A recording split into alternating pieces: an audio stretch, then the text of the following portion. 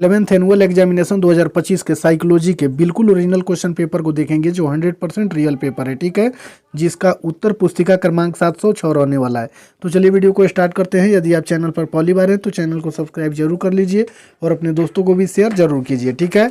चलिए क्वेश्चन को देखते हैं। देखिए क्वेश्चन में सबसे पहले हम लोग देखेंगे, इसमें 1 से 70 तक क्वेश्चन मिलेगा, जिनमें से चुन करके आपको केवल 35 प्रश्नों का ही उत्तर देना है। तो इस वीडियो में हम 35 प्रश्नों का ही उत्तर बता पाएंगे, ठीक है।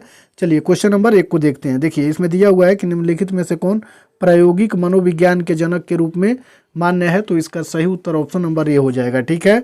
चलिए फिर आगे वाला क्वेश्चन देखेंगे। क्वेश्चन नंबर 2 में दिया हुआ है कि एकांकी परिवार की संरचना कैसी होती है। तो इसका सही उत्तर हो जाएगा क्वेश्चन नंबर 2 का ऑप्शन नंबर सी, ठीक है।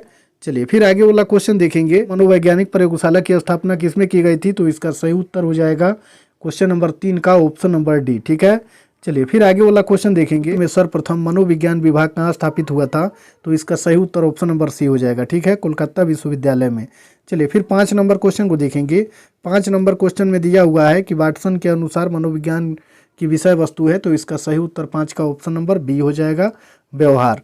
तो अभी तक चैनल को सब्सक्राइब नहीं किए हैं तो चैनल को सब्सक्राइब जरूर कर लीजिए, क्योंकि इस चैनल पर सब ओरिजिनल पेपर ही आपको देखने को मिलता है। तो 100% ओरिजिनल पेपर आपको देखने को मिलेगा ही, ठीक है। क्वेश्चन देखेंगे। क्वेश्चन नंबर 6 में दिया हुआ है निम्नलिखित में से कौन मनोविज्ञान की प्रयुक्त शाखा है। तो 6 का right answer option number B हो जाएगा, ठीक है, असामान्य मनोविज्ञान। चलिए फिर 7 नंबर क्वेश्चन को देखेंगे। इसमें दिया हुआ है कि संरचनावाद के संस्थापक कौन है। तो इसका सही उत्तर 7 का ऑप्शन नंबर ए हो जाएगा, टीचनर, ठीक है। चलिए फिर आगे वाला क्वेश्चन देखेंगे। 8 नंबर क्वेश्चन में दिया हुआ है कि निम्नलिखित में से कौन सा साक्षात्कार विधि का एक प्रकार है। तो इसका सही उत्तर 8 का ऑप्शन नंबर डी हो जाएगा, इनमें से सभी। चलिए फिर 9 नंबर क्वेश्चन को देखेंगे। 9 नंबर क्वेश्चन में दिया हुआ है कि प्रयोगात्मक विधि की विशेषता है। तो 9 का right answer option number A हो जाएगा, नियंत्रण। चलिए फिर आगे वाला क्वेश्चन देखेंगे। 10 नंबर क्वेश्चन में दिया हुआ है कि मनोविज्ञान की सबसे प्राचीन अध्ययन विधि कौन है। तो 10 का राइट आंसर हो जाएगा ऑप्शन नंबर बी, ठीक है, अंतर्निरीक्षण। चलिए फिर 11 नंबर क्वेश्चन में दिया हुआ है। 11 नंबर क्वेश्चन में दिया हुआ है कि निम्नलिखित में से कौन अंतर्निरीक्षण विधि का सबसे गंभीर दोष है। तो इसका सही उत्तर 11 का ऑप्शन नंबर ए हो जाएगा, आत्मनिहिता। चलिए फिर आगे वाला क्वेश्चन देखेंगे। क्वेश्चन नंबर 12 में दिया हुआ है कि नियंत्रित वातावरण जहां उपकरणों के माध्यम से प्रयोग होता है उस स्थान को क्या कहते हैं। तो इसका सही उत्तर 12 का ऑप्शन नंबर डी हो जाएगा, इनमें से कोई नहीं।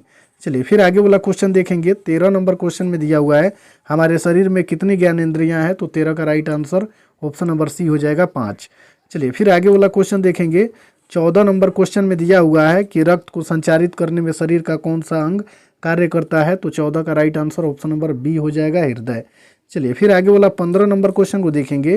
15 नंबर क्वेश्चन में दिया हुआ है मांसपेशियां एवं ग्रंथियां किसके अंतर्गत आती है।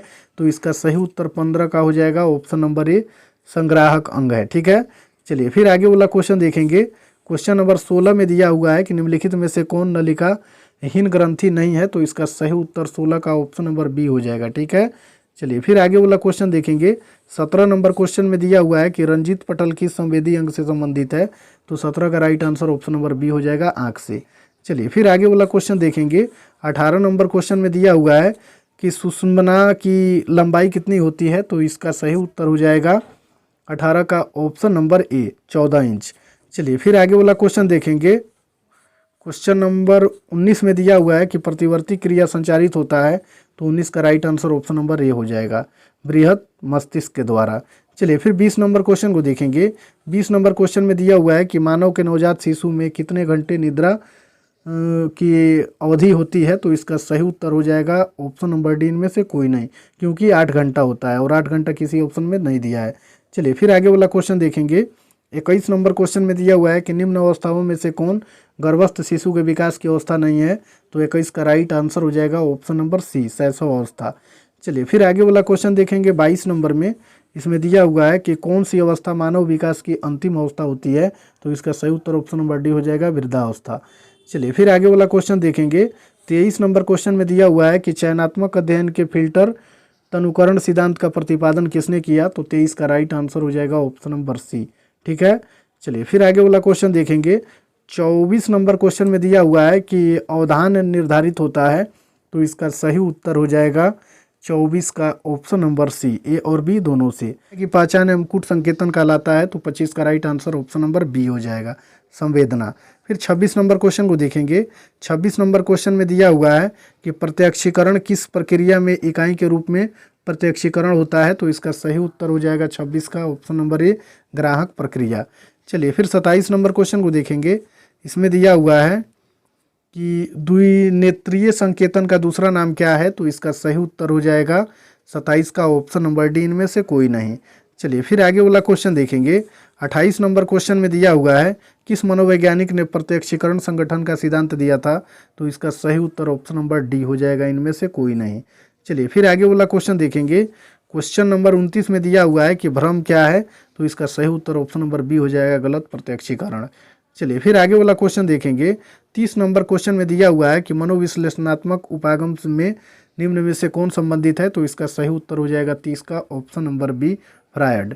चलिए फिर आगे वाला क्वेश्चन देखेंगे। क्वेश्चन नंबर 31 में दिया हुआ है, क्वेश्चन नंबर 31 में कि व्यक्ति को उसकी समस्याओं का हल ढूंढने में सहायता देना मनोविज्ञान की क्रिया किस क्रिया के अंतर्गत आता है, तो 31 का राइट आंसर हो जाएगा ऑप्शन नंबर सी, सामाजिक मनोविज्ञान। ठीक है।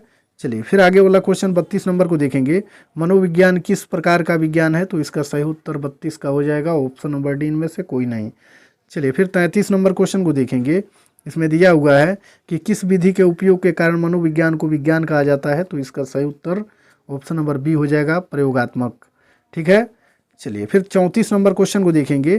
कौन सी अध्ययन विधि पशुओं पर प्रयुक्त नहीं की जा सकती है, तो 34 का right answer option number A हो जाएगा, प्रयोगात्मक। चलिए फिर 35 नंबर क्वेश्चन को देखेंगे।